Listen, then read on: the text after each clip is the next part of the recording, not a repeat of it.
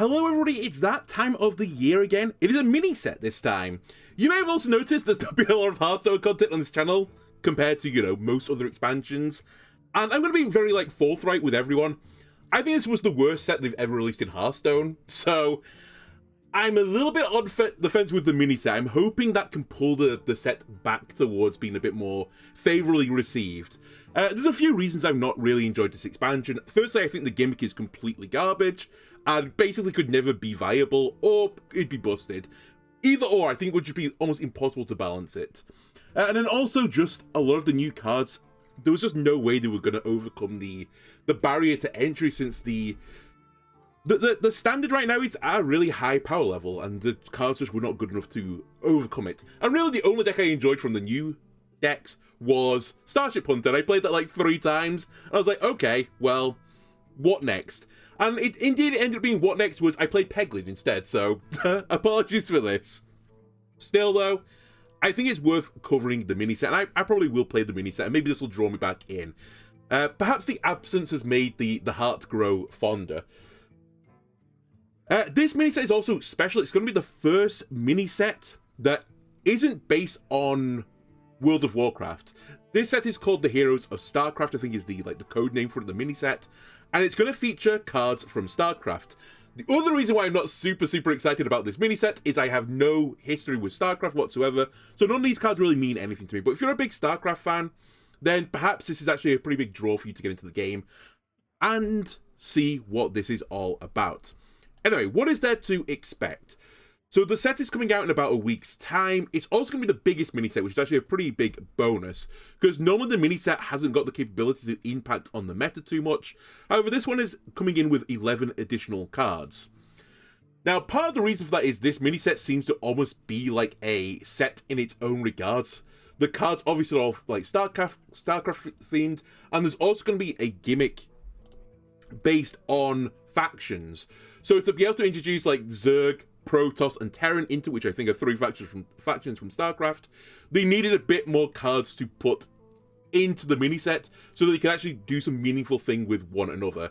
It's also worth noting that the way this is going to work is that there are going to be cards that are in the neutral category that have a faction on it called like Zerg, on Protoss, or Terran. And these neutral cards will effectively multi-class cards instead, aka they will only be available to Death Knight, Demon Hunter, Hunter, and Warlock in the case of the Zerg. In the case of Protoss cards, they'll only be playable by Druid, Mage, Priest, and Rogue. And for Terran, it's going to be Paladin, Shaman, and Warrior. Now, this is quite similar to the dual class cards, and I always think it's pretty good that when mini sets have dual class cards in it, because it effectively means that each class has access to a few more cards than they otherwise would do. If it was just a normal mini set where you'd probably get like 3 class cards and a bunch of neutrals. I think you're going to get, it does mention it somewhere that it's like 5 cards that are going to be the multi-class cards. So you should actually have quite a lot of wiggle room in deck creation for this mini set. So in those regards, I'm looking forward to it to some degree.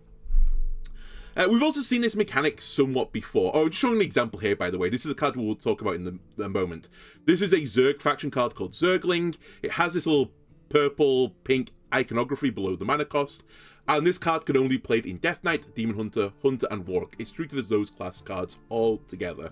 We saw this in Mean Streets of Gadgetzan before, where things had, I can't remember what they were called now, like the Lotus effect, where these cards could only be played in Druid, Rogue, and Shaman, I think, and, I can't remember all the Mean Streets of Gadgetzan stuff, like the enforced ones, which was like Paladin and Warrior, probably something else as well that I can't remember anymore.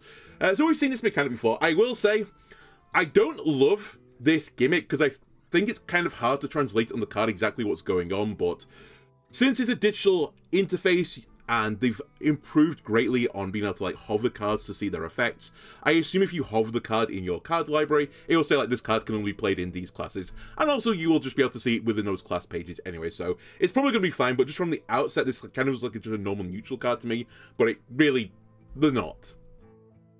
Anyway, enough whining, well for now. Let's get into the actual card. So let's get onto Zergling. 1 mana, 1/1 Zerg card. Reminder, Zerg can be used in Death Knight, Demon Hunter, Hunter, and Warlock. Battlecry, summon a copy of this. This is Wolpertinger. Wolpertinger did see some play in Hunter. I'd make some concession right now that it's probably a slightly nerfed version of Wolpertinger, only because there is almost certainly going to be more Beast synergy than there will be Zerg synergy, since Zerg is going to be a very finite faction within just this mini set alone. So the Beast keyword sort of elevates it beyond that, but for the most case, it's probably going to have a similar niche, and Wolpertinger saw some play, and I expect Zergling to see some play. It's 1 mana 2/2 stats, split up as 2 1/1 cards, so you can trade it in more efficiently than you would do a 1 mana 2/2 instead. Also worth noting, it says summon a copy of this. Therefore, if you can Spellburst Nexus Prince Shafar onto it, you would get double the Nexus Prince Shafar effect. And there were some people trying to put a deck together, you know, maybe a month or so ago, with Bargain Bin Buccaneer and Nexus Prince Shafar, where you would put Shafar onto a Bargain Bin Buccaneer, get the combo of it, would copy it, and you would Shadow Step one of the copies back to get more and more Nexus Prince Shafars onto your Buccaneers, which you could then combo it, and you would just create a huge, massive board of ginormous minions with Rush. This deck didn't see too much play. It was actually not as bad as I thought it was going to be, but it certainly wasn't a tier 1 deck. Do I necessarily think it's going to be worth jumping through all these hoops for the Zergling? Probably not, but just in a general, like, I'm going to play some sort of aggro-ish, zoo-ish deck, you can't go that wrong with 1 mana 2/2, split up as 2 1/1, so I can see this card seeing some play. Also, this is not just available to the hunters out there. You can put this in your Warlock. Maybe you try to put Vona on it instead. Now, I do appreciate you could have also done this via the Tourist, I think, in the Warlock class, right? Actually, could you have done that? I can't remember. Either way, you could try and put Vona and copy it onto a Zergling into your hand. When you play the Zergling, your Ouroboros would get copied as well, and then you would have 2 procs of Ouroboros going onto another card in your hand. Again, I don't think the hoops are worth jumping through to do that, but it is a potential offer there if you're trying to do some sort of value deck with Ouroboros. Death Knight has access to a lot of hand buffing cards. This would obviously be a really good card to hand buff because you get double the buff value. They have Harmonic Metal, they have Helm of Humiliation. The only issue is that the hand buff Death Knight deck that exists right now, firstly, isn't a tier 1 or even a tier 2 deck, I think, right now. They also have a lot of cards with keywords saying an undead in your hand, a stat line. And obviously this isn't an undead, so those cards wouldn't work. So you have to be a very specific pool of hand buff cards within the Death Knight itself. That being said though, this is still also 1 mana 2/2 stat lines, split them as 2 minions, which is also 2 corpses, and 2 procs of Horizon's Edge. So you could definitely put together some sort of aggressive Death Knight deck with a bunch of tokens, and I could see Zergling seeing play in that deck. To move over to the Hunterland, Hunters could use this with like stuff like Birdwatching or Parrot Sanctuary. I mean, the real dream is if on turn 1 you have the coin Birdwatching, you draw a Zergling with the Discover effect, give it +2/+1, your next turn you draw the other Zergling, you play Parrot Sanctuary. This is then a 0-cost card if you push the location. You play the other one as well with the location, and all in all, you'll get 4 3/2s on the board. It's such a huge pipe dream. It's like a 4-card combo that requires like a very specific draw. But it might happen occasionally if you're running this in some sort of aggressive deck. I don't see it, but it's just, you know, be aware that this thing could show up. I actually do think Birdwatching maybe plus this sees some play, and in fact, maybe you do run this in some sort of more aggressive Discover Hunter list. It's hard to say without seeing the rest of the Zerg package, though. Oh, and also, this is 2 bodies for Gorm. Anyway, one other thing that's making this, like, even harder is not only just multi-classing on these cards. The tourists are still in standard, so you have access to cards from other classes within a specific set that aren't just these 4 as well. For example, Warrior has a hand buffing archetype, which never really got off the ground with Cup of Muscle and Char, and a few other cards like that. If you run the Gilly, the Hunter Tourist into Warrior, you could potentially put these hand buff cards, and perhaps they've not worked in Hunter because there was just no good card to give this to in Hunter. And maybe Zergling is that card. You play a bunch of hand buff cards, it goes into the Zergling, and you get double the effect of those things. Do I think that's the case? No. But I generally speaking think you're just going to play this in the ugh smack people type of way. You'll play this as 1 mana 2/1/1 stat line, and you're going to be pretty happy with your lot. We also have the location spawning pool, a 1 mana 2-use location. Again, it's of the Zerg class, so we can only use it in those same 4 classes as I mentioned earlier. Get a 1/1 Zergling. Death Rattle, your Zerg minions have Rush this turn. Just a reminder again, this is the Zergling, so you're going to get another copy of this card. I'm not a StarCraft person, as I mentioned in the intro. I believe the whole gimmick of Zerg is lots of swarms of guys. It's like the hive mind type thing, like a hive of a ton of insects, all like working together for a common goal. So that is clearly the gimmick of what the Zerg class is going to be. It's going to be some sort of zoo-ish-like deck, and Spawning Pool indeed like leads into this zoo type deck. You get a ton more of these Zerglings which keep copying themselves, and you just keep sending, you know, hordes and hordes of cheap guys at your opponent's face. I will say, I think this card is pretty bad. Just like, you know, in a vacuum, it's 1 mana and a 1/1 card to your hand. It is a 1 mana like 2/2 stat line card, but it's pretty basic for 1 mana. So all in all, if you want to play the card as well, you have to play 2 mana in total, in which case you're playing 2 mana for a 2/2, and that's not really a great deal. You do get the value on the next subsequent press, so you get the second card added to your hand, which is then, you know, basically a 1 mana Zergling. But at that point, you want it to be really doing bigger and better things. The Death Rattle effect, again, it's really going to depend on the quality of the Zerg cards that are available. We only are seeing very few of them. In fact, we're only going to see 1 more, not including any leaks, which I'm not going to include in this video. So yeah, it's hard to tell how powerful it is going to be to give your minions rush, but it feels like it's going to be a really oddly specific effect to get off. The other thing this kind of reminds me of this Spawning Pool is Petty Theft, which is a card that's seen like 0 playing Rogue, which was 2 mana get 2 1-cost spells from other classes. Spawning Pool, you're getting 2 1-cost minions, only for 1, but you have to wait like 2 turns to get the second one, so rather than paying that additional mana up front, you're sort of just paying for it in time instead. Do I think that's worth it? Probably not, but again, we'll have to see what the full package is together. It's also worth noting, if you maybe try to put this into Death Knight and you are using the location in Death Knight for when minions die, you deal 3 damage, perhaps you're pushing enough location buttons that you could start using some of the location minion cards as well to like bulk it up.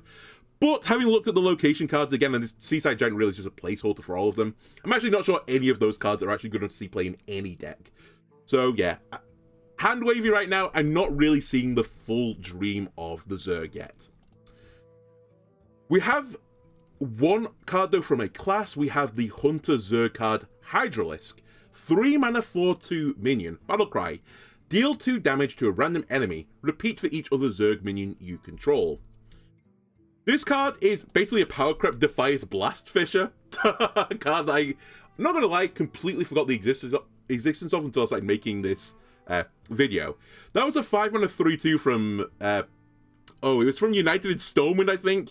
And this card I don't think is any play. This is repeat based on beasts, and beasts are probably going to be more prominent than Zerg will be. But to be fair, in this set, you're going to get enough Zerg cards, hopefully, to use the Hydralisk effect. And also, from what we've seen of the Zerg cards, a lot of the Zerg cards summon more Zerg cards. So it's probably going to be easy to make the condition of Hydralisk, and it's got a 2 mana discount, and you get +1 attack. So I think Hydralisk is just an upgrade on Defias Blastfisher, even though it hasn't got any other tribe verbiage on it. I was trying to evaluate like the value of this card, because obviously 3 mana for a 4/2 is not a great deal. You're getting 6 stats with 3. That's understated, so normally that wouldn't see any play. So really, it's just how much damage takes you over that threshold between a card that is just not good enough to see any play to a card that, yes, this will see play. At one end of the spectrum, you have Trog Gem Tosser. This card has seen play in Druid. This dealt damage to a random enemy for each mana crystal. For Druid, though, it was pretty easy to get to huge amounts of mana crystals, and it was 1 damage rather than 2, and 1 damage can more efficiently go into opposing minions than 2. Sometimes you'll hit 2 damage into a minion that has an odd number of health, and you've sort of just wasted that extra damage.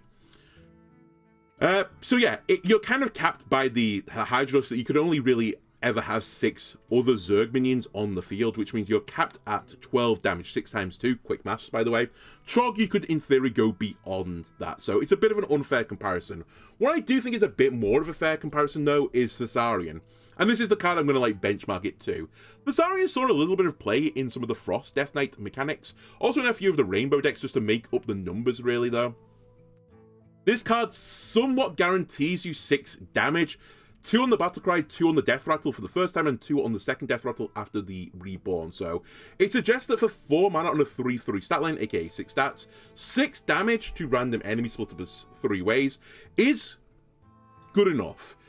Hydralisk, if you just push one additional Zerg on the field, so you play the 1-cost Zergling or whatever it's called, you're getting 2 damage, then repeated for the other 2 Zergs, so you're getting the 6 damage for 4 mana. So you're playing a 4 mana 4/2, deal 6 damage to random enemies. And this is all coming up front, so that's actually better than what you'd get off Thessarian. You do lose the Reborn stats though on Thessarian, which then does diverge it in a different way. You're sort of trading this upfront damage to the face from the minion versus damage from just attacking with the minion. So I think somewhere around that ballpark, if you could get 3 Zergs, I think this card then is actually like legitimately very good. Also in your deck where you're just going to be swarming the field with a ton of minions, you're going to hopefully have a board full of Zergs by 3. And I say a board full of Zergs, if you play a Zerg on 1 and you somehow play 2 Zergs in turn, I don't know if that's going to be possible, you're going to have 6 minions. Your opponent's probably going to trade at least 1 or 2 of them. So I don't think it's that unrealistic by 3 that you're going to have 3 guys. And if you play a Hydralisk onto the board and your opponent is trying to play some sort of token-based game, and there are quite a lot of aggressive token-based decks out there, the Hydralisk could actually do a lot of damage to your opponent's board and to your opponent's face as well. So it is definitely a card in keeping with an aggressive playstyle, and it's statted aggressively with 4 attack and 2 health. So I think it's actually a pretty solid card, but we need to see more of the Zerg cards to really fully evaluate if, you know, the juice will be worth the squeeze. Then we move on to the Protoss cards. The Protoss cards can be used by druids, mages, priests, and rogues. And we have Photon Cannon, a 2-mana spell. Deal 3 damage. If this kills a minion, your Protoss minions cost 1 less this game. Oh boy, mana cheat in druid and rogue again, I see. Everyone's going to moan about this. No, typically speaking, cards that have some sort of effect on the game or for the rest of the game are normally pretty good cards. So, for example, something like the Stone Right. This was an okay card, and I'm going to come back to this card in a moment. There's a very specific reason why I've put this on the slide. Bran was so good it got nerfed twice, I think it was, for making your battle cards go off 2 times for the rest of the game. And Odin also has received nerfs for giving your hero attack equal to the armor you gain for the rest of the game. So there is a pretty... Again, I could have gone beyond this. There are a lot of cards that say something else happens for the rest of the game and have seen some play. Photon Cannon is a bit on the weaker side of all of these things. However, the Stone Right's effect of giving totems +2 attack, I'd sort of evaluate that as about a 1-mana effect. So I think it's actually quite similar to the Photon Cannon effect of a 1-mana discount. It's just like, you know, Stone Right puts 1 mana value onto the cards, whereas the Photon Cannon takes 1 mana off the cost of the card. It's kind of very similar deals. Also, totems are quite a niche tribe in Hearthstone, and I expect the Protoss minions are going to also be a pretty niche tribe of cards as well. So this card is going to live and die by the quality of Protoss minions. If Protoss minions are not good, and realistically I think they need to be some sort of swarmy type of deck, and probably something that needs to have refills as well so that you can get multiple plays per turn of your minions, and then refill your hand again to play more stuff afterwards. You basically need to wave assault people with this. If that is the gimmick of Protoss, then this card could definitely see some play. And actually the gimmick of the card is not too unreasonable. Froststrike sees some play in Death Knight right now. Again, it's one of those cards that sort of fills up the list of their archetypes. That is 3 damage to a minion for 2, and you get to discover a Frost Rune card if you kill it. And more often than not, if you put this card in your deck, you are able to activate its effect. So I think activating the Photon Cannon effect is very, very reasonable, and, you know, you're probably going to be able to do it. It's not like one of these things where it's like, oh, can I really, you know, kill a minion with this amount of damage at this point? I definitely think by 2 mana, 3 damage, yeah, you can do that.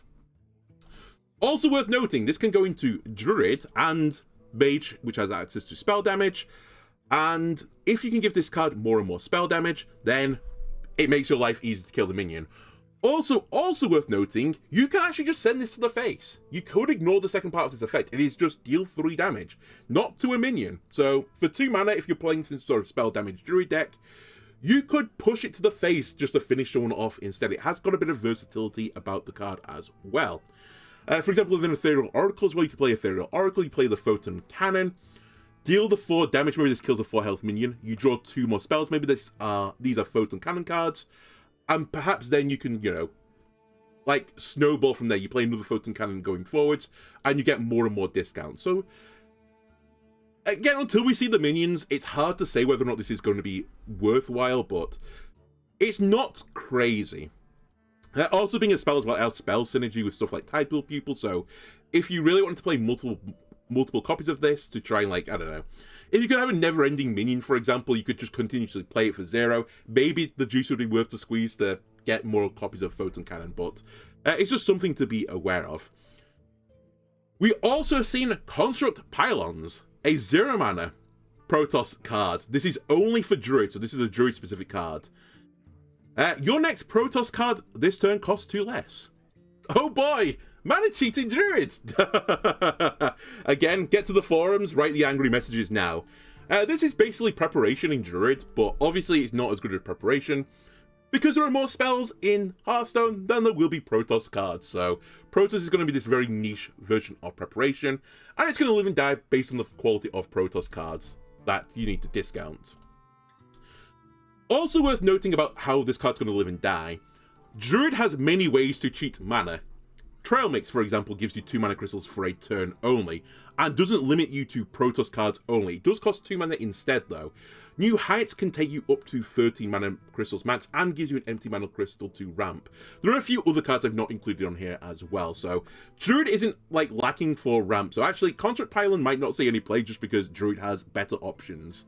But we'll have to see when we see all of the Protoss cards. Now, we have been shown one minion. It is Carrier, a 12 mana 2/14 mech.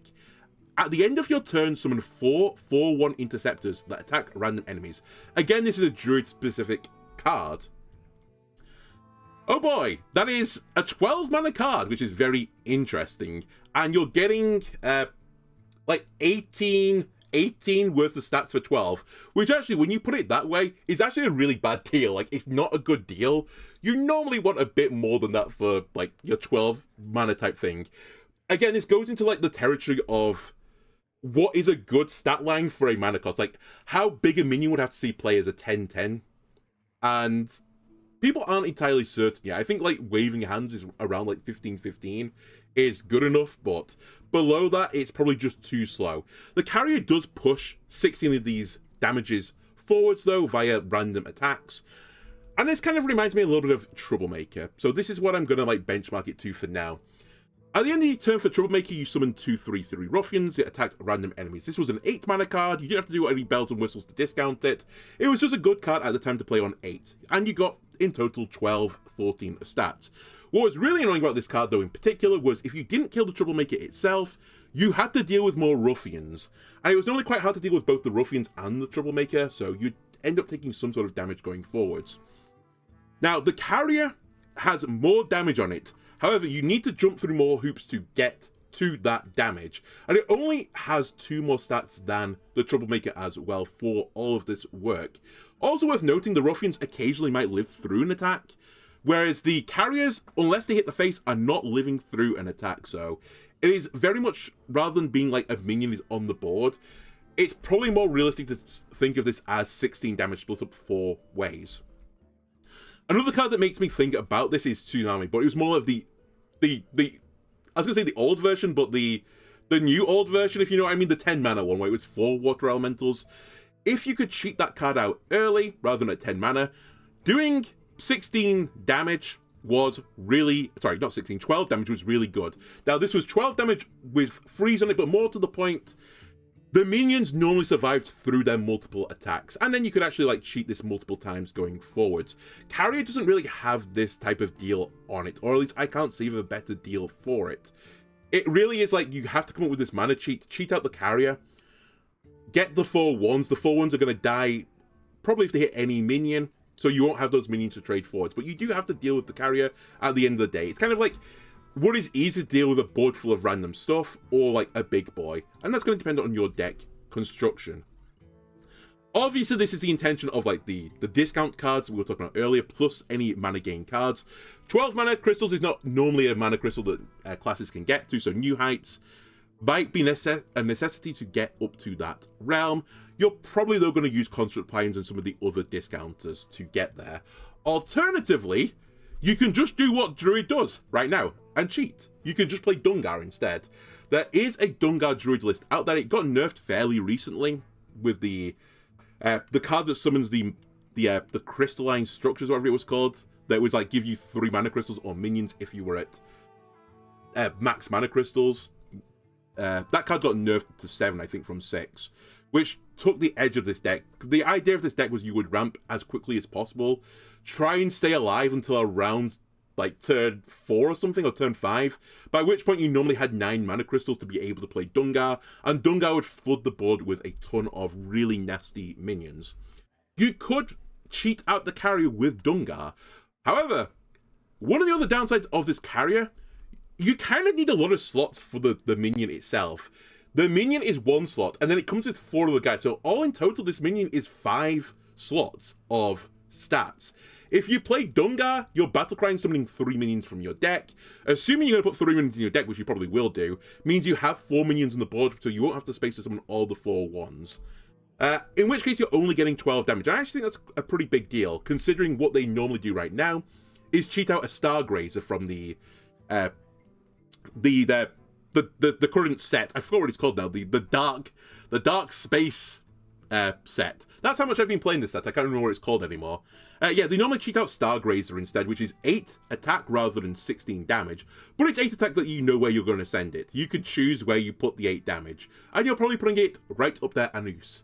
You also get 8 armor on it to help yourself survive, because you've probably taken a lot of damage in the process of getting Dungar up on the board. And Stargrazer has Taunt and is also elusive, so it's quite hard to clear off the board. And if you do clear it, has Taunt synergies as well if you want to put the Taunt package in your deck. Actually, getting towards... Oh, sorry, I'll just interrupt myself for a moment. The other card I'm kind of comparing this to right now, and why I don't think it's going to see any play, is Archwing Pilot. This is a card that's not really very popular right now in any strong deck. This is a 7 mana card that you can cheat out a bunch of additional minions, which then do 3 damage at the end of the turn, and it requires you to play lots of spells on the turn you play Archwing Pilot, with very limited amount of mana to play around with, since it's a 7 mana card. Rather than what you have to do with the Archwing Pilot, which is set up this big turn with loads of cheap spells, Carrier makes you do the setup in advance, and when you play it on the board, you sort of get like the Archwing-like effect after that.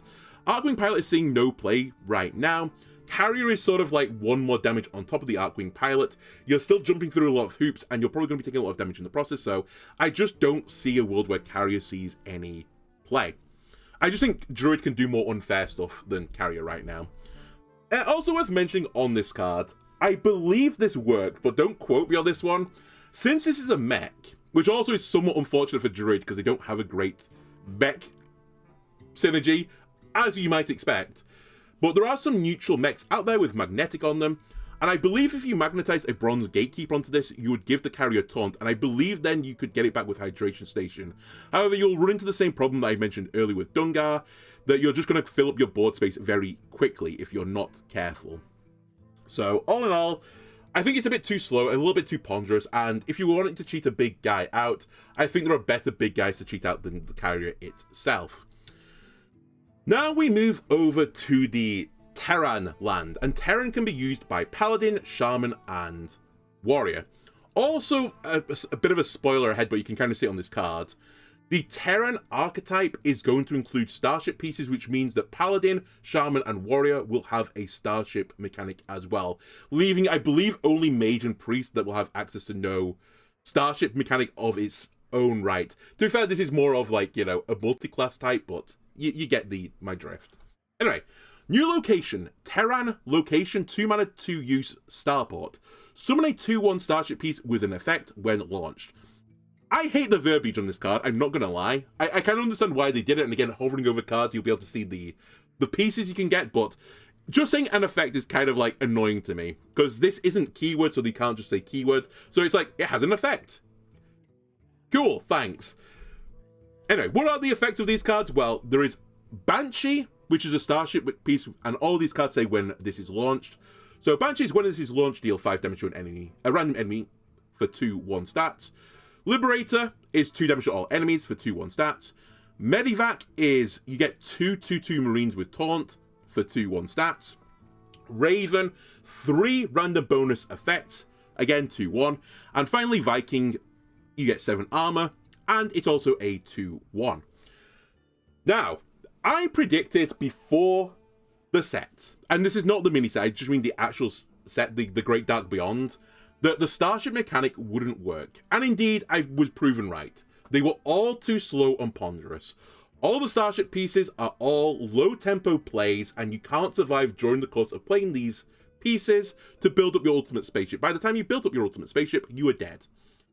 Funnily enough, though, that being said, the World Championships, the winner played a Starship Warlock deck. However, it really wasn't based around like what you would consider the intended way to build a Starship deck. They just used the neutral Starship piece that gained armor, and then basically cheat out multiple copies of that. Warlock can do a lot of cheating of minions, and also Warlock had the Death Rattle support package, and they were able to get an absolute metric fuck ton of armor in a control deck. So that's the only really good Starship deck that has really come from anything. And even that was more of a deck to temper against aggro decks, since you were playing taunt minions with gain armor. It let you survive into the later game.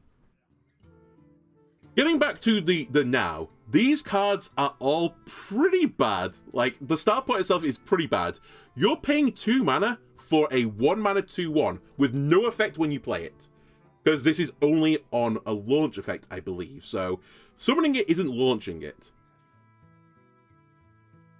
That is really, really, really bad. Now, the effects on these cards, though, are closer to what I'd say is like a 3 mana value effect. So when you launch the card, you're actually getting quite a lot of value. But again, it's one of those things where you're taking a huge tempo loss in the early game to try and get a big tempo later. And currently, a lot of decks are quite fast right now and can do some really unfair things earlier than what I think could go on here. Also, spoilers towards the future. The other gimmick of this, or at least of Shaman, but I think of all 3 of these, the Terrans, is going to be trying to launch the starships earlier. So I'm doing a little bit of disservice here, but these effects are all pretty minor. I'd say of all of these, the best ones are the Raven has some really high rolls with random bonus effects. You could get Rush, Lifesteal, Wind Fury, or something like that. And also, if you include onto that some of the other neutral starships that exist in the game, you could guarantee that your starship has taunt on it, for example, so I don't think you'll be able to roll the taunt keyword. Or you could give it Divine Shield as well, with the really bad starship piece, but maybe you put it in that deck on the off chance you roll Raven, on the off chance then that doesn't roll a Divine Shield because you've already got it on the minion. And this kind of gets to my problem again of these pieces. They're all fairly weak at the time you play this card, and also, it's just too random. Like, it's just completely random. The Banshee effect, I think, is going to be generally fairly weak, unless you can, like, launch multiple copies of it, but currently, we don't have all the Starship piece information, but I don't know if this is going to be that viable. Liberator is, like, fine. Medivac is fine, but again, if you're launching multiple starships, and you have lots of Medivacs on it, you might just fill your board with Marines, in which case you won't get the starships, which is really sad. And Viking does keep you alive, so I don't think these cards are bad. It's just you have to live until you can launch the cards. Also worth noting, you may have been, like, eagle-eyed amongst you. These starship pieces are mechs. The other starship pieces had no tribe on them. They weren't mechs. They weren't starships. They certainly weren't metallic, right? But these ones are, so they have interactions with any mech keywords. More importantly, stuff like Inventor Boom, or magnetic cards like Furious Furnace. So you could give one of your ginormous mecha spaceships Cleave, for example, with Furious Furnace, or you could get it back with Inventor Boom. And I do think there's going to be probably 2 different ways of running this. I think there's an intended way that the Hearthstone team probably wants you to summon multiple starships for cheaper, rather than build the Uber Starship, but maybe you want to build the Uber Starship and use Boom to bring it back as another big value add. So I think there is some fun to be had there. I'll also mention there's a very similar card to the location called Liftoff. It's a 3 mana spell. Draw 2 Terran cards. Summon a 2/1 starship piece with an effect when launched. And these starship pieces are the ones we just saw. In terms of the card, 3 mana draw 2 cards is Arcane Intellect. Arcane Intellect sees 0 play in Standard. However, Liftoff is better than that. Firstly, you get a 2/1 on top of it. Now, it's a 2/1 with no effect, which I would value at about a 0 mana card. I think you could print a 0 mana 2/1 and it wouldn't see any play in Standard. That being said, you do get some sort of value later on, so we'll just be generous and say it's about a 1 mana minion. You're also getting tutoring though, so if Terran cards are actually good, you're getting a tutor, draw 2 cards, and a 1-cost minion for 3. It's actually a pretty decent deal. It sort of reminds me a little bit of Ethereal Oracle, by far and away the best card of this set so far.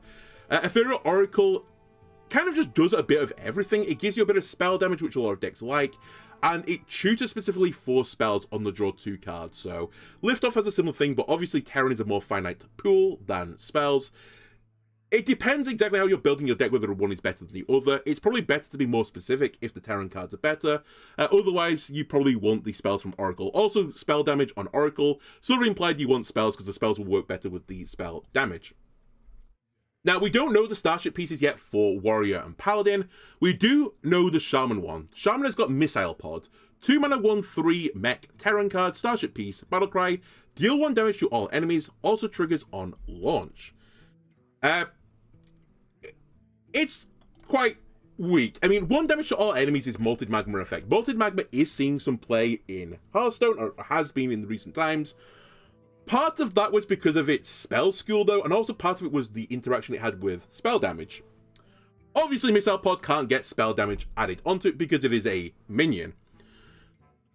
So, it's 1 damage to all enemies, but there's not a lot of way to be, like, very cheeky about it. We've also seen 1 damage to all all enemies see play on Unleash Fell, but again, that really only came into its own when you added spell damage on top of the card as well as actually lifesteal in the case of Unleash Fell. So, Missile Pod is okay. 1/3 stat line is about a 1 mana card. I'd probably value 1 damage to all enemies, about a 1 mana effect. You do get an effect twice when you launch it down the line, but it's so late down the line, like, it sort of dilutes the value you're getting from that anyway. So, I think unlike all other Starship pieces almost, I think this one is whelming for a standard card, but it's not crazy underwhelming. So, I actually think this is okay. Also, unlike spell damage cards, spells where you can get spell damage on them, this has a Battlecry, so you can actually trigger Battlecry effects off the Missile Pod. For example, you could use Fairy Tale Forest to give this a 1 mana discount and shoot for it. I've also added these 2 cards onto here, but I don't think they're really gonna see play with it. But you could use Murmur as well if you're really only interested in the Starship piece rather than the actual stat line of the card. You play your Murmur, you play a bunch of your Starship pieces with Battlecries on them, which is actually currently just Missile Pod, and it can just die on the board and instantly become a forming Starship, which is important for cards which say, if you're building a Starship. But I think this is such a niche minor effect that it's simply not worth it. You could also Shudder Block it to get multiple copies of the deal 1 damage to all enemies. Maybe that's going to be okay, but I suspect it's not really good enough. Also, you couldn't do it on the launch. I think you'd only be able to do it on the Missile Pod piece. Do I really think playing Shudder Block to play a Missile Pod is good value? No, you would just play Incendius instead. So, I think a lot of the Battlecry cards that this does somewhat synergize with have better decks already out there than, including it with Missile Pod. But maybe Fairy Tale Forest sees play just as a tutor. Now, one of the other reasons to build Starships in Shaman is the Siege Tank. 5 mana 5/5 mech. Battlecry, deal 10 damage to a random enemy minion. Transforms if you've launched a Starship this game. On the basis, this card is very similar to Omega Devastator. This saw some play back in the Dr. Boom Mech Warrior deck, in part because this was a mech and you had to run only mechs in that deck. This required you to get to 10 mana crystals, and if you did get to 10 mana crystals, this was a 4 mana 4/5 that dealt 10 damage to a minion targeted. And this card was pretty good in control decks, and I think Siege Tank is not too far off the mark for this. You do have to launch a Starship, which, unless you have prior knowledge like me, would normally cost you 5 mana. You can actually discount the launch, as we'll see later on. Which means that if you can get this on turn 5, you could get this on turn 5 is really what I want to say. You could potentially get the launch on turn 5. And this is important because the transform effect is really good, because without the transform effect, this is random enemy 10 damage. It's still good on turn 5, don't get me wrong, but wouldn't it be nice if you got a bit more on top of it? Siege Tank deployed! 5 mana 5/5 mech. Deal 10 damage to a random enemy minion, so it's still random. However, the excess damage hits the enemy hero. That's pretty scary. That is like the Omega Devastator effect. On a minion that you don't have to wait till 10, you could potentially play on 5 as long as you can launch a Starship before 5. And you're getting the effect of a piercing shot or a collateral damage somewhat. I guess it's a part of the collateral damage though. On your minion. That's legitimately scary. 10 damage kills most minions in Hearthstone. Not all, but a big chunk of minions will die to 10 damage, especially around turn 5. And it's really scary, right? If you're try to play, minions as your opponent. That's normally the game for Hearthstone, is playing minions. Your opponent to potentially take out your minion and then plus do like 5 or 6 damage if there is some sort of fairly aggressive deck as well. I think this is a really, really scary card. Now, I know what people will be thinking as well. Isn't this way more scary if you Shudder Block it? But I'm pretty certain this won't work the way you want it to. Shudder Block stops the card that has the battle cry doing damage to the enemy hero. And I think even though it says excess damage rather than the card itself doing the damage, I don't think this will work. It really depends how spaghetti coded this card is, being Shudder Block and I guess Siege Tank deployed. It's worth checking out, but I'm going to guess that it's going to see the card as the card being played and the damage coming from that card. Therefore, it won't work, even though it isn't explicitly the card itself dealing the damage. But either way, if you played Shudder Block with the Siege Tank deployed, you could get 3 triggers of this, even without the excess damage. And that's 30 damage split amongst 3 enemy minions. It's effectively going to be kill 3 minions for a 2-card combo and I guess like 11 mana. Is that worth it? No, there's definitely better stuff that Sharm can do. It's going to be the moral of this episode, I guess, and probably the mini set. I just think there's going to be way more unfair things that Hearthstone can do right now than what is being offered here. Still though, 5 mana, 5/5, deal 10 damage to a random enemy minion. I don't think that's crazy in some sort of control deck, and I think Control Shaman is not a completely awful deck.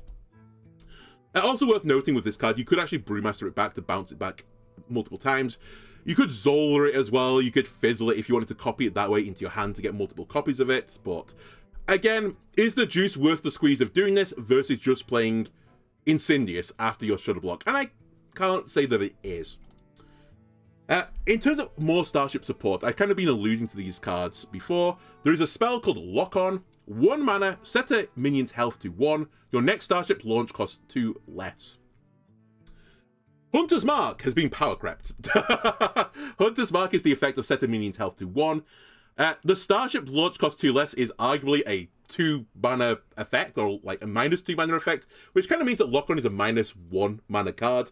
That's not quite the way this works, unfortunately, but it's actually pretty solid. Again, if you want to do this Starship mechanic where rather than making one big boy, you launch multiple little ones, and I think this is kind of the idea of this deck, or these decks, is that you're going to launch multiple smaller ships, then it's actually quite welcome. Rather than paying the 5 mana to launch the Starship, which was pretty expensive, you could potentially Lock On and then play the Starship launch on 3 instead, assuming that, again, you have Starship pieces that are worth launching on 3, and that is going to be the real, tricky part of the exercise. It's also worth noting Lock On works really nicely with Missile Pod. You could lock on a enemy minion and then just play your Missile Pod the turn afterwards, and you'll kill whatever that minion is that you've locked on. So, very nice synergy between the 2 cards. Also really good synergy with the Siege Tank, because you want to potentially launch a Starship very early just to get it to have its transformative effect. And with Lock On, you could potentially launch a Starship quite early. Like if you play Missile Pod on 2 and you get it killed on, or by turn 3, you could, lock on. I mean, it'll be. I guess it's more realistic going to be 4, but it's hard, right? It's hard. You could potentially play the really cheap neutral ones. Well, I think neutral. The multi-class ones that look like neutral cards. You could play one of those on 1 and get it killed, and potentially lock on and then play the launch on 3. But you're realistically launching like a 2/1 with like an okay effect on it. But then you get Siege Tank deployed. Are all these hoops worth jumping through, playing bad cards and all of this jazz for your first 4 turns just so that you can play a Siege Tank deployed on 5? I don't think so. I think it's not going to be good still. I think it's just too big a hurdle to jump through It's too big a hurdle to jump through playing all these weak cards early to try and get some sort of big value play later. It's also worth noting the other reason why Starship decks don't work is launching them via the button is really bad. Because normally Starship decks put the Exodar in it, and the Exodar has some really good effects on them. In fact, the effect of the Exodar kind of carries the Starship mechanic in my opinion. However, if you launch the Starships early, you can't get the Exodar effect, or you can't get at least a big Exodar effect on top of it, so that's sort of what this is fighting with. I think this is the idea that you won't run the Exodar in this deck, and it's like a payoff for that. It will make your button cheaper, so you don't get this big value add on the Exodar, but you can launch smaller Starships earlier. I'm still not convinced by the whole thing, playing these, 1 mana 2/1s with like a pretty decent effect on them. I think you're still just going to get run over for the most part, but maybe I'm going to be wrong. Let's hope I am wrong. Anyway, it's not the only card as well that can reduce the cost of launches. There is SCV, a 1/3 mech for 1 mana, again Terran. Battlecry, your next Starship launch costs 2 less. We've seen cards like this where it's like, you know, the next thing costs 2 less. Waterboy is quite a famous one, which saw bits of play in a few different decks. Some of them are hero power orientated, some are a bit less hero power orientated. And that was a 2 mana 2/1 that gave you effectively a 2 mana discount, assuming you weren't a Demon Hunter, as hero powers cost 2, and that's sort of bit of play. Busy Peon, though, on the other hand, has seen 0 play and is in standard right now. What is the difference between these two cards? Well, there are a few things. Firstly, your button is your button. You always have access to your button, right? Well, barring some very minor situations, you almost always have access to your button. Busy Peon, you don't always have access to a location. You might not necessarily draw it, and locations, you don't normally run lots of copies of them in your deck. And also, they're normally quite, like, niche. Not every deck wants to have a location in it. And finally, this was on a Death Rattle rather than a Battlecry. SCV, on its positive side, it's a Battlecry. Good. That's like Waterboy. You're getting actually a pretty good stat line for the mana cost. This is 1 mana cheaper than Waterboy, and you're getting 4 stats. So that's another positive for the SCV in the power level. The problem is that launching a Starship is, again, as I've sort of mentioned before, typically not a great play. It's normally quite bad. It does require you to have a very specific like set of cards, again, so it's a little bit less specific than Waterboy, so it has that against it. I actually kind of see SCV quite similar to a power level of something like Foxy Fraud. That's not because it says fraud in the name, but Foxy Fraud was on a Battlecry, it was a 2 mana discount, and it was only for combo cards, and I think you'd be probably running more combo cards than you'll be running Starship pieces or things that launch the Starship in your deck. So it's going to be around that power level, maybe slightly better if you get a really truly good Starship mechanic. So currently this is the package for Shaman right now, and I don't know how much more Starship stuff. I mean, there's 1 or 2 more cards you're about to see, but this is kind of like the backbone of it. There's Starport and Lift Off, the neutral cards that give you Starship pieces, which have an effect when launched. Missile Pod and Lock On. I'm not convinced, let's put it that way. What I will say is I definitely think this incentivizes you to launch cheaper Starships. The effect on the 2/1s, as I said, I think is about a 3 mana effect. The Missile Pod effect is about a 1 mana effect. So if you can get one of those, and you get the Missile Pod, and potentially you get a 2 mana discount, and you can launch it around 4 or 5 for 3, sorry, turns 4 and 5 for 3, maybe there is something you can make with all of that. So I'd like to see it all in action, but currently I can't quite picture the final result. And as I said, again, this is kind of anti-synergistic with the Exodar, so I don't think you'll run the Exodar with it. But again, it does help Siege Tank, which I think we fought in that previous diagram. Launching Starships early means Siege Tank comes up earlier, which Siege Tank is a pretty good card if you can play it early enough. Now, the other card, and this is kind of what I think is actually going to happen from this, that is related to Starships, is this one, and I hate this card. It's 4 mana 6/2, Terran, Ghost, Stealth, Battlecry. If you're building a Starship, destroy the lowest card in your opponent's hand. Alright, I have some issues with this card. It's effectively Mutinous on a not quite neutral card, but close to a neutral card. It's also not a legendary, so you can run 2 copies of this card in your deck. Now, you will point out that Mutinous would only eat minions. Yes, that is true, and Mutinous would get the stat line of it. Yes, that is also true.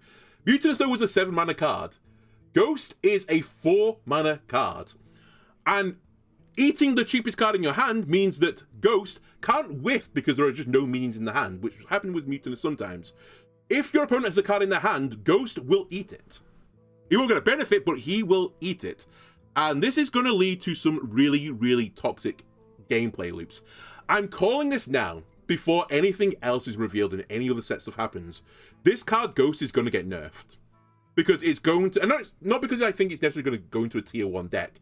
I just think the gameplay loop of it is going to be extraordinarily toxic.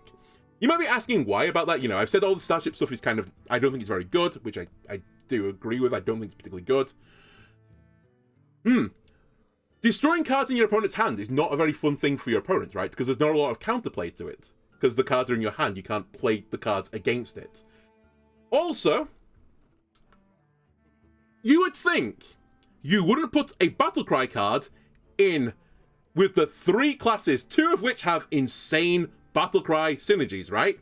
The Hearthstone team wouldn't do that. That would be stupid. Oh wait, no, they did. What if you play this with Shutterblock? What if you play this with Bran in Highlander Warrior?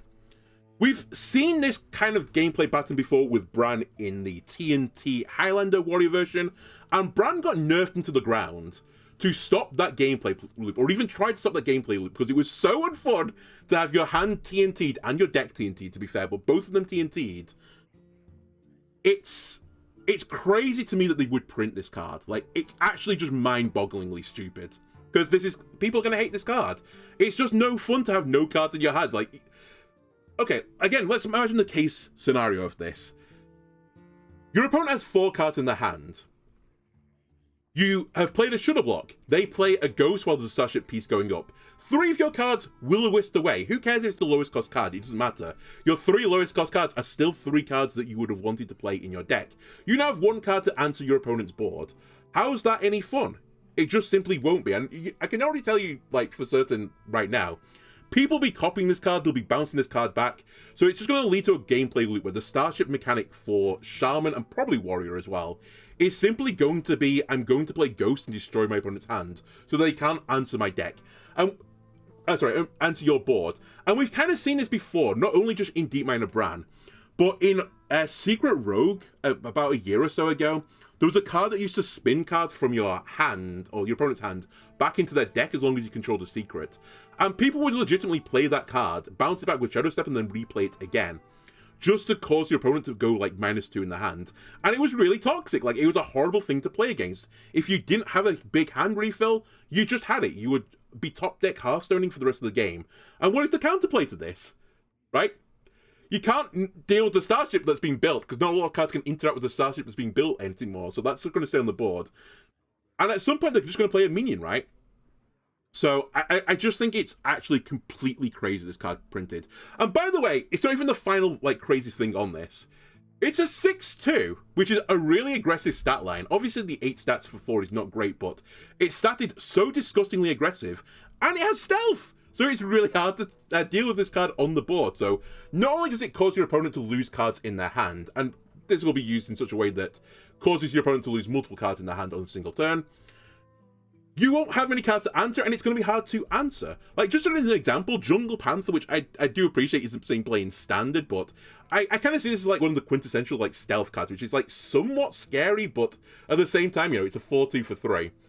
Ghost is, for 1 more stat on the mana, is 2 stats. It gets 2 more attack stats, so it's like a really, like, it's just a solid improvement on Jungle Panther and has, like, an insane effect on top of it. I think the reason this card was printed, and again, I don't want to really read too much into what the, like, development team were doing, because I'm probably going to be far off the mark. I think because Rogue has had it so good for, like, the last year, and Shadow Step's been such a problem card in the game, I think the intention of Ghost was for it to be a target, like a tech card to target Shadow Steps, because Shadow Step is obviously going to be one of the cheaper cards in Rogue decks, and you could play Ghost against a Rogue, and Cycle Rogue is one of the strongest decks right now, and hit the Shadow Step, which would really, really hamper that deck. But I'm telling you now, it's really painful if you lose something like Rangari Scout, for example, in a Hunter deck. In other decks where you might have a bit more of a mid-range curve, your lowest cost card might be a 4 or 5 cost card. You might get really unlucky with your hands as well. It might be like a key combo piece for a combo deck. So, like, this card can just do everything. It's really, really, like, toxic. And the card I'm going to compare this to, finally, is Quasar. Quasar was in the game, I think, for 2 days at 6 mana. Was never a tier 1 deck. I will hold my hands up on that. It wasn't a tier 1 deck in those 2 days, but got instantly nerfed because it was so unfun to lose against. Because when people pulled off the combo, and I think it was happening like 45% of the time, maybe even less than 45. I think I'm over-egging it. I think it was actually close to 30, but whenever someone pulled off the actual combo of Quasar, which was like to basically play your entire deck and kill your opponent with cards in your deck that all cost less than 3, it felt so unbelievably shit. Like, you just sat there watching your opponent beat you. Like, it got nerfed. And this is true of Snakewalk as well, in the not too distant past. Also a deck that wasn't tier 1, but it felt so bad to lose against your opponent just bouncing back a card that was stealing your max hit points, that it got nerfed because it wasn't fun to play against, even though it wasn't good. Ghost is going to be in this same category, and considering the amount of cards they've nerfed recently saying this card isn't fun to play against, therefore we're nerfing it, to print Ghost, I think is just, like, really stupid. Like, I just don't know what they're thinking about this. But maybe I'll prove to be wrong. And again, I'm going to hold my hands up right now and say this. I don't think this deck is going to be tier 1. I don't think it'll be particularly good. But when someone hits this, the Shudder Block into Ghost combo and you just discard 3 cards from your hand, it's going to feel really shit. Like, there's just nothing about it. You're just going to feel really shit. That being said, is it better than just playing Incendious after it? Probably not, no. So I still don't think it would necessarily see playing a tier 1 deck, but I can bet your bottom dollar that people are going to play this really toxic card on the opening day, so cool. The final card that I should be really getting excited over this because it's a hero card. I think I actually forgot to mention in the intro, there are 3 legendary hero cards for Terran, the Protoss, and the Zerg. And just before I started recording this, the Terran one was revealed as Jim Raynor. 7 mana hero card for Terran with 5 armor. Battlecry, relaunch every starship that you launch this game. And the button, once you become Jim Raynor, is summon a 2/2 Marine with Taunt, give your Terran minions +2 attack. On paper, this kind of looks like a pretty good card, but I'm gonna open up again and say, I think this card is gonna be actually pretty bad, but I'll try and explain more into it. The button's actually kind of like nuts when you kind of think about it. Oh, I'll also mention here, this is a Marine, in case you're wondering. The Marine is a Terran card, and it's a 2/2 Taunt other than that. It's only important because summoning a 2/2 Marine with Taunt, if it wasn't a Terran, it wouldn't get the +2 attack, but I think it does. So your button is effectively, with nothing on the board, 2 mana summon a 4/2, which is actually really good. Like, it's 2 mana, gets 6 stats. That's a pretty good button. Anyway, the button itself is actually quite similar to Pharaoh's War Mask, having a child with the 4 Horsemen. The 4 Horsemen, which was the button you would get from Uther, summon 2/2 Horsemen. Pharaoh's War Mask would give your minions +2 attack. Now, Stimpack isn't just minions, it's Terran minions in particular. Will you be playing minions that aren't Terrans? Probably not that many, so for the most part of it is basically this is going to give you +2 attack. You don't have the Horseman effect where you get 4 2/2s on the board and kill your opponent, but to be fair with Uther, I think a lot of the time just putting 2/2s on the board every single turn is actually quite a big threat. Also worth noting about all of this as well, Jim Raynor, when he launches the starship, launches the Battlecruiser. That is also a Terran card, so each starship that you launch, I think will be a Terran, and therefore will be also affected by the Stimpack effect. So you could do your big starship launch, push the button, get another Marine, and then just give your full board +2/+2. So yeah, this is just showing the Battlecruiser is also a Terran, as well as being a mech. Now, let's go back to the starship pieces, at least the ones we've seen so far. And again, this card can be ran in Paladin, Shaman, and Warrior. We've not seen Paladin and Warrior starships, so we can't read too much into those classes. We have Banshee, Liberator, Medivac, Raven, and Viking. I'd probably say as well, just to, jump back to Jim. Jim kind of wants you to launch multiple starships over the course of the game, which again is really anti-Exodar type effect, where you want to launch one big guy with the Exodar, maybe multiple if you get the starship pieces back with the Exodar, but generally speaking, I think you'll want to launch a bunch of cheap starships over the course of a game, and get multiple minions back with Raynor. If you relaunch all these starships, you get basically a third bite of the cherry of these launched effects. And I do think the launch effects are pretty powerful. And I will say, I think the only way this could have worked is doing it this way round from the dev team. So I'll give them a thumbs up for that. The cards are all understated, yes. The big tempo losses when you play them, yes. But launching the starship for these guys, I think it's actually bigger than most of the other starships that have been printed so far. Like, it's a really noticeably big effect. At least on the neutral cards, the Banshee, the Liberator, I keep saying neutral, but it's like a multi-class card, kind of. The Banshee, the Liberator, the Medivac, and the Raven, the Viking. These are all pretty strong effects, and it'd be nice to get multiple launches over the course of the game. It's like a value add, value add, value add. The Missile Prod is a pretty minor effect, but again, not too bad. You're at least going to do a decent chunk of damage to your opponent's board. The real issue, though, is summoning a bunch of guys for 7 good enough? And I'm not convinced it is. in modern Hearthstone. I've said this before about other cards. I often like peg them to like the Scourge. The Scourge summons you a bunch of undead on the board, and they can vary between being stuff that's pretty weak to stuff that is pretty strong. With Jim Raynor and the starships, there's a decent chance you might launch a starship for like like a 1 mana starship piece for like 3 or something, just to get your starship built effect off. You then probably will be building other cheap ones along with that. So I expect you're going to get something not too dissimilar to a Scourge-like effect, where you're going to get some really weak starships and then some middling starships. And maybe you'll high roll, and by high roll I mean you actually are building it, but maybe you'll get a chance to build a really big one as well, which will be quite awkward to remove. Are you going to do all of that by turn 7 though? You're not. Realistically, you're not going to be able to do this. And if you do this by 7, they're going to be really, really like piddly, these starships. Which means that you're going to probably be playing this card later and later and later. And the later and later you play a card, the easier it is to respond to it. And part of the reason why the Scourge shouldn't see any play is if you play 9 mana fill your board with random undead, it's simply too easy to deal with. Enough decks can deal with it, or you'll be dead by that point. And indeed, this is kind of where I get back to this starship mechanic. I think for the most part, by the time you get to the point where you want to put Jim Raynor onto the board, you're probably going to be dead. So that's one of the things that's going against it. The other card I want to like peg this to now is Razzle Dazzler, because this card's actually quite interesting. This card saw a little bit of play around tier 1, tier 2-ish, when it was buffed to be a 6 mana card, and was subsequently nerfed back to 7. So it saw no play at 7, so play at 6, and then nothing in at 7. And it sort of implies that if you can get big value, like some big value turn where you just summon a bunch of minions at around 6, it's hard to deal with that. Versus at 7 when it becomes just about easy enough. It's like, or at least it's too slow, I guess, at that point that you've either died or it's more easy to deal with. Like a combination of the two. Jim Raynor is a 7 mana card. So at the best case scenario, and you get an effect that is similar to Razzle Dazzler on 7, you're playing a card that also doesn't see it play in Hearthstone right now. And actually, when you really think about it, is it easier to cast different spell schools by turn 7 than summon starship pieces, have them killed, launch the starships, have them killed? Actually, you don't have to have them killed, you get the launch again. But anyway, just going through that loop of playing these cards, bearing in mind that the spell skill card you've been playing on those turns is also not necessarily a bad card. They're probably pretty good spells. Whereas the starship pieces will be bad cards. And when you like equate it all together, I think you're very, very, very rarely playing Jim Raynor on 7, even though the button is pretty nutty. I just think it's going to be super, super weak. You're just not going to get a big enough board. You're going to die to aggro. I don't see the package working.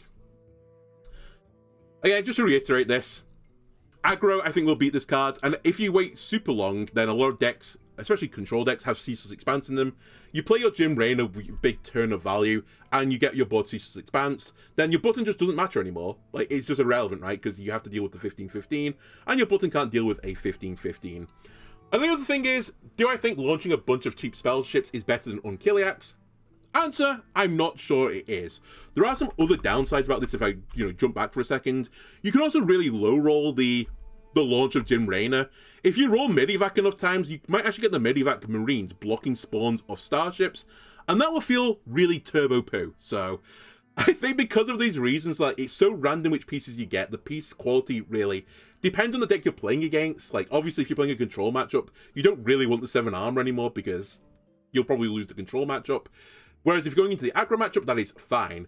If you're on the converse side going into a control matchup, you want to get the more aggressive cards, probably to just, like, push through your opponent. Like, I kind of see this as being, like, geared towards a mid-rangey deck. And classically in Hearthstone recently, mid-range decks haven't worked, so I just don't see the entire package working. So that's the first reveal for the Hearthstone mini set. I'll be back again tomorrow to do more of the... I think the final Terran reveals are today. In fact, they may have happened at this point. And then going forwards, they are doing the Zerg and the Protoss reveals as well. So hopefully we'll get some more fun cards coming forward. Anyway, if you enjoyed this, why not leave a like and subscribe? Everything helps me out, and I'll see you again next time. Bye!